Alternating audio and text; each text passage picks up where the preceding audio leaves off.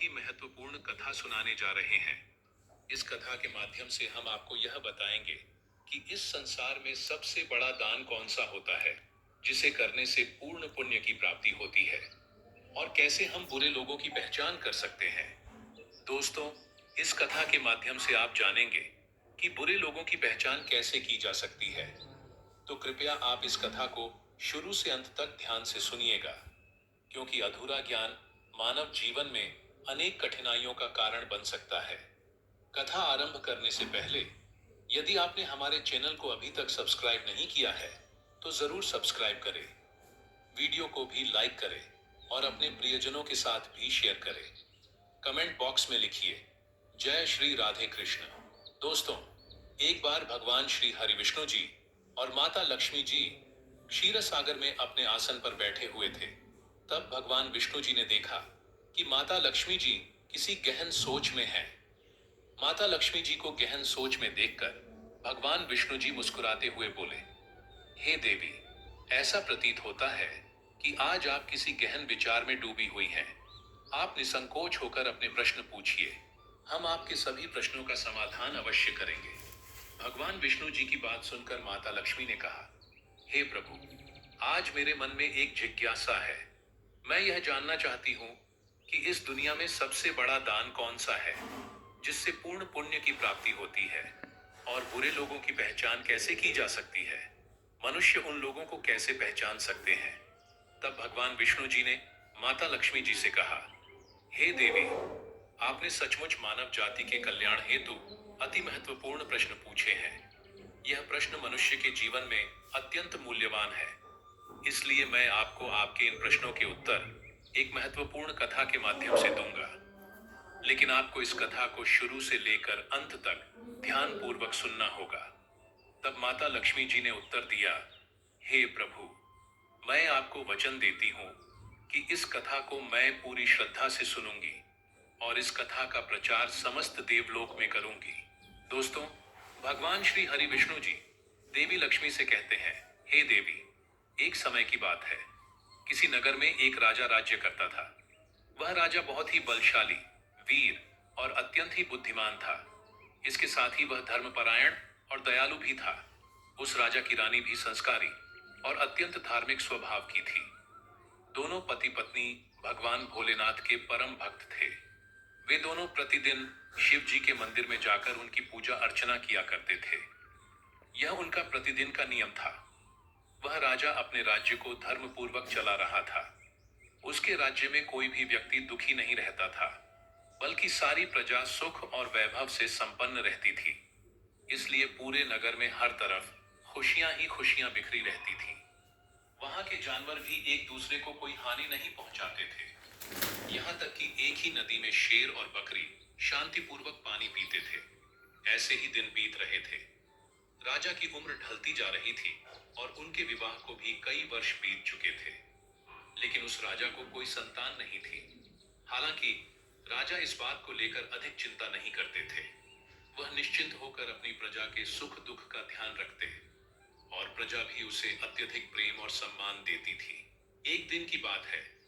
वह राजा हर रोज की तरह अपनी पत्नी के साथ भगवान शिव जी के मंदिर की ओर जा रहे थे। तभी अचानक उसने देखा कि सामने वाले घर में एक स्त्री झाड़ू लगा रही है। राजा और रानी जब उस स्त्री के घर के पास से गुजरे, तो वह स्त्री उन्हें देखते ही अपना चेहरा फेरकर तेजी से घर के अंदर चली गई। उस स्त्री का ऐसा व्यवहार देखकर राजा और रानी को बिल्कुल भी अच्छा नहीं लगा। राजा उस समय अपनी रानी के साथ भगवान भोलेनाथ की पूजा करने के लिए मंदिर जा रहा था। इसलिए उसने उस स्त्री से कुछ नहीं कहा और सीधे मंदिर पहुंचकर भगवान शिव जी की पूजा अर्चना की। पूजा के बाद राजा अपनी रानी के साथ वापस महल लौट आया। लेकिन महल पहुंचने के बाद राजा ने अपने एक सैनिक को बुलाया और उसे आदेश दिया कि तुम जाओ और नगर के बाहरी क्षेत्र में रहने वाली उस स्त्री को अपने साथ महल ले आओ। ध्यान रखना, तुम उसे कुछ भी मत बताना कि क्यों बुलाया गया है। बस उसे तुम हमारे पास ले आओ। भगवान विष्णु जी कथा सुनाते हुए आगे कहते हैं, हे देवी, राजा का आदेश पाते ही वह सैनिक तुरंत ही उस महिला के घर पहुंचता है। उस समय महिला का पति भी घर पर नहीं था। फिर वह सैनिक उस स्त्री के घर के दरवाजे को खटखटाने लगता है और कुछ देर बाद वह महिला अपने घर का दरवाजा खोलती है। सामने राजा का सैनिक खड़ा देखकर वह महिला हैरान होती है और पूछती है, ओ बाबा, ओ पूरे जबलपुर की कसम खा के कह रहा हूँ, ये रुमाल पहले मैंने डाला। रुमाल पहले मैंने डाला था भाई, मैंने डाला था यार।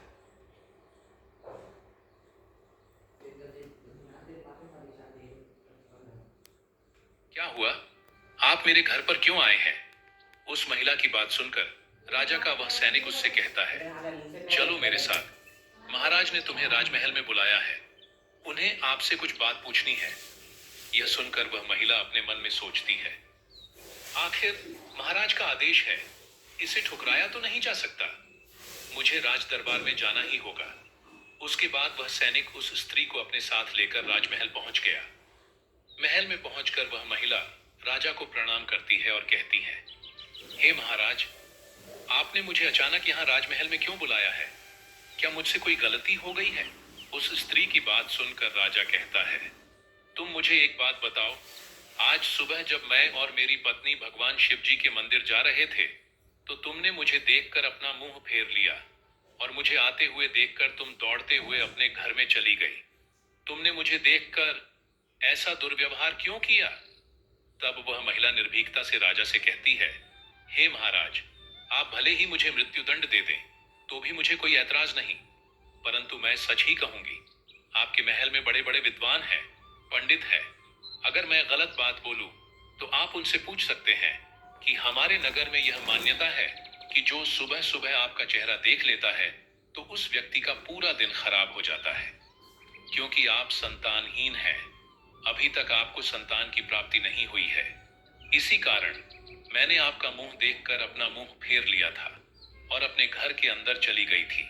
उस महिला की ऐसी बात सुनकर राजा आश्चर्य में पड़ जाता है। वह अपने मन में सोचता है कि यह महिला तो बिल्कुल सत्य कह रही है।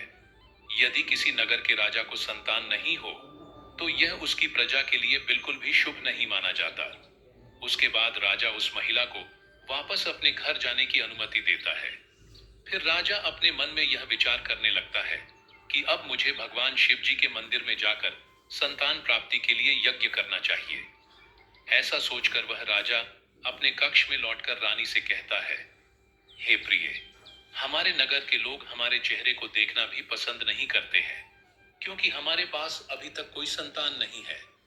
इसलिए हमें भगवान शिव जी के मंदिर में जाकर संतान प्राप्ति का यज्ञ करना चाहिए। हम भगवान भोलेनाथ के मंदिर में चलते हैं और भगवान शिव से प्रार्थना करते हैं कि वे हमें पुत्र प्रदान करें। राजा की बात सुनकर रानी भी उसकी बात मान लेती है। फिर राजा और रानी दोनों भगवान शिव जी के मंदिर पहुंचते हैं और भगवान शिव जी की पूजा करके संतान प्राप्ति के लिए यज्ञ का आयोजन करते हैं। भगवान विष्णु जी कथा सुनाते हुए आगे कहते हैं, हे देवी, पुत्र प्राप्ति के लिए राजा और रानी ने यज्ञ का आयोजन किया, लेकिन यज्ञ संपन्न होने के बाद भी उन्हें संतान की प्राप्ति नहीं हुई। यज्ञ के निष्फल होने से राजा अत्यंत निराश हो गया। यज्ञ का आयोजन करने वाले पंडित जी भी सोच में पड़ गए। पंडित जी ने मन ही मन सोचा, अब तक जितने भी यज्ञ मैंने किए हैं, उनमें से कोई भी यज्ञ आज तक विफल नहीं हुआ है। इसका अर्थ यह है कि शायद इस राजा के भाग्य में ही खोट है और ऐसा प्रतीत होता है कि ईश्वर ने इस राजा के भाग्य में संतान का योग नहीं लिखा है। इसलिए संतान प्राप्ति का यज्ञ करने के बाद भी उसे संतान की प्राप्ति नहीं हुई। राजा हर संभव प्रयास करके थक चुका था और अब वह गहरे निराशा में डूबा रहता था। वह दिन रात संतान की कमी के बारे में सोचता और चिंता में खोया रहता था।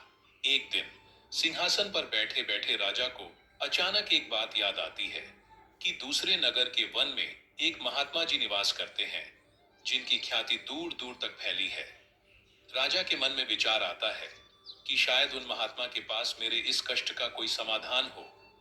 अगर मैं उनके पास जाऊं, तो संभवतः वे मुझे पुत्र प्राप्ति का कोई उपाय बता सकें। मुझे उनके पास जाना चाहिए। अपने मन में यह निर्णय लेकर राजा तुरंत अपनी रानी के पास जाता है और उससे कहता है, हे प्रिय, दूसरे नगर के वन में एक महान तपस्वी और ज्ञानी महात्मा जी रहते हैं। मुझे लगता है कि हमें उनके पास जाना चाहिए। हो सकता है कि वे हमें पुत्र प्राप्ति का कोई मार्ग सुझा दें। फिर रानी भी राजा की इस बात से सहमत हो गई। रानी ने कहा, हे स्वामी, आपकी बात बिल्कुल सही है। हमें महात्मा जी से अवश्य मिलना चाहिए।